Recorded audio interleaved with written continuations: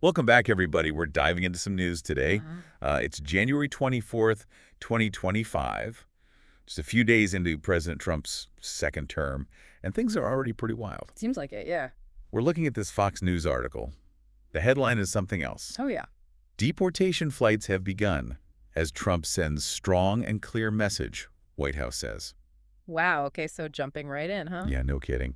You ready to break this down? Absolutely, let's get into it. Okay, so this article, it starts off with the White House releasing these photos of people boarding military aircraft for deportation flights. Like, they're already happening. Wow, right away. One flight even left Fort Bliss in El Paso, Texas. It was carrying 80 people to Guatemala. Military aircraft, huh? That's a pretty powerful image. It is. And the article says the Department of Defense is even supporting these flights. Like, they're really putting resources behind this. No kidding. It definitely shows how committed they are to this whole thing. Right. And then there's this quote from the White House press secretary, Caroline Leavitt. What'd she say? She said, quote, "President Trump is sending a strong and clear message to the entire world. If you illegally enter the United States of America, you will face severe consequences." Ah, That's pretty, direct. You know, they're not messing around.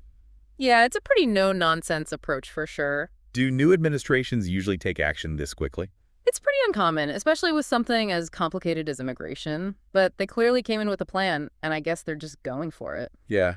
Well, the article brings up some concerns about that, like this Republican congressman from Texas, Tony Gonzalez. Okay. His district, he says it's ground zero for the border crisis. Ground zero, what does that even mean in this Now, context? I was wondering that too. I guess it means those areas along the border that are hit hardest by illegal immigration, like increased crime, a strain on social services, all that. Gotcha. The areas that are dealing with the most direct impacts.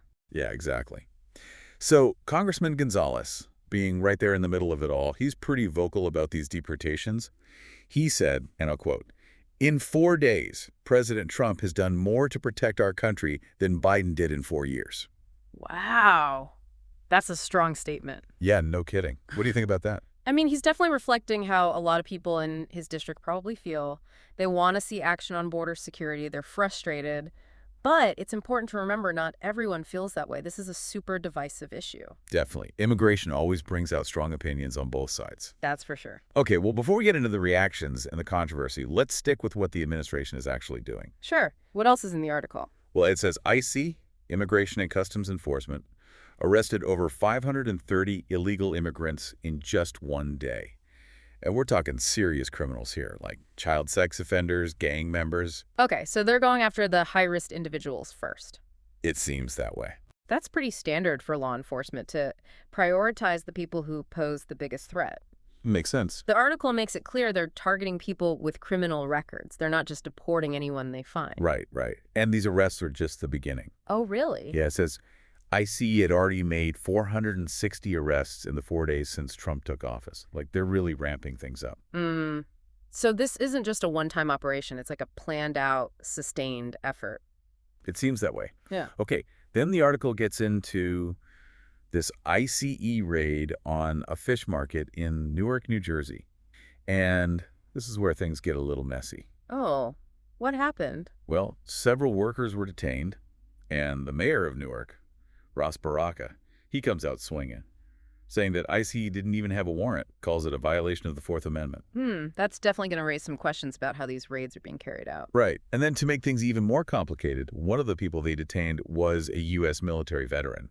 A veteran. Yeah, his documentation was questioned or something. Makes you wonder if there are systems in place to prevent that kind of thing.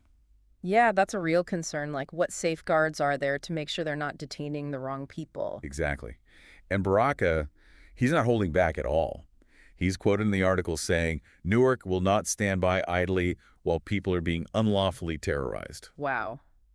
Sounds like there's going to be some serious pushback from local officials like him. This isn't going away anytime soon. Yeah, this is just the tip of the iceberg, isn't it? I think so. So we've got these deportation flights, the ICE raids, and a whole lot of controversy. What do you think about it all so far? So it seems like we're seeing two sides clashing here. On one hand, the federal government's trying to enforce immigration laws, trying to stop people from coming in illegally. And on the other hand, you have officials like Mayor Baraka who are worried about how these raids are affecting their communities, about whether people's rights are being violated. It really shows you the tension that can happen when you have federal immigration policies bumping up against what local communities want. And it's not just a legal thing or a political thing either. No, definitely not. These actions are affecting real people's lives. Families are being separated, communities disrupted. It's a human issue. Absolutely, you can't forget that. We can't just look at statistics. We have to remember there are real people behind those numbers. These deportations, they have a ripple effect. It's not just about the people being removed. Okay, so we've got these deportation flights going on, the ICE raids happening, and a lot of controversy. Trump's administration's making immigration a top priority, taking a really tough stance. Do you think any of this will actually make a difference in the long run? Will it deter illegal immigration? That's the big question, isn't it? It's still way too early to tell what the long-term effects will be. Some people say you need a strong show of force to discourage illegal immigration. Others say that all this is doing is pushing it underground, making it more dangerous. And it's not just the White House pushing for this. We've seen Republicans in Congress, like that Congressman Gonzalez we were talking about, they're backing Trump's actions. Right, so it seems like the Republican Party is pretty united on this. It'll be interesting to see how the Democrats respond, maybe with new laws, maybe just in how they talk about it. I bet we'll see lawsuits, protests, all kinds of heated debates in the news. Sounds like this whole thing is just getting started, this conversation about immigration in America. Yeah, I think you're right. What we see in this article, it's just a small piece of a much bigger, more complicated story. What did you think was the most important takeaway from all of this? I think it's how quickly the Trump administration is acting. No hesitation, they've got their plan, and they're putting it into action right away. Yeah, definitely. They're all about enforcement and deterrence, that much is clear. But the question is, will it work? Will it backfire? What are the long-term consequences? Exactly. So many questions. What do you think some of the long-term effects might be for the country, for our relationships with other countries? That's a good question to consider. Will any of this actually stop illegal immigration? How much will it cost, economically and socially? How will it change our relationships with other countries? There's a lot to think about. There really is. It's clear this isn't the end of the story. We're barely scratching the surface. This is just the first chapter, and there will be a lot more to come. Legal battles, passionate debates, twists and turns. This immigration issue, it's not going away anytime soon. That's for sure. Ah. We'll definitely be keeping an eye on it. But for now, let's switch gears a little bit. There's something else that got me thinking. The article didn't really touch on it. The article was mostly about the immediate stuff, what's happening right now. But it got me thinking about the economics of it all. Yeah. We always hear about how undocumented immigrants affect the economy. Some people say they're a big help. Others say they're a drain. What do you think about that? It's a tough one. It's not so black and white. There are arguments on both sides. Yeah, that's what I figured. I mean, a lot of undocumented immigrants, they work in industries where it's hard to find American workers, like agriculture or construction. Right. And they spend money, too. They're consumers. So that helps the economy. But then on the other hand, there's the cost of providing services like social services and education, especially in areas where there are a lot of undocumented immigrants. It's complicated. It really is. And it's not just about numbers either. You have to remember there are actual people involved. Families trying to make a living, people looking for a better life. It's easy to forget that when you're talking about policy and statistics. I completely agree. Every statistic is a person with hopes and dreams. Their lives are being changed by the decisions our government makes. It's not just some abstract debate. It's about real people. That's so true. And reading this article, I also realized this isn't just an American issue. What we do here, it affects other countries too. The U.S. is a global power, so when we do stuff like these deportations, it sends a message. What kind of message do you think this sends? That's a really good point. Other countries might change their own immigration policies based on what they see us doing.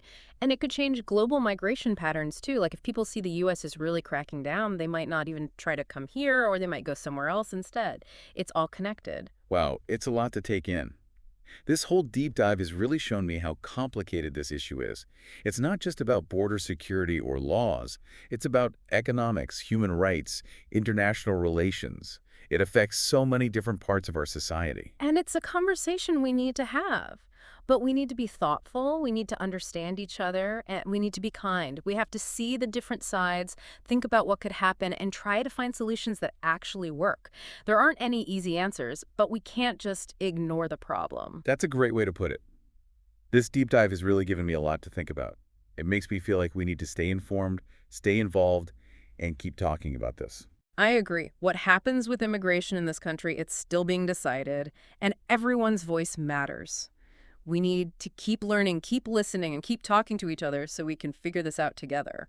Thanks for helping us understand all of this. It's been really eye-opening. You're welcome. It's been a great discussion.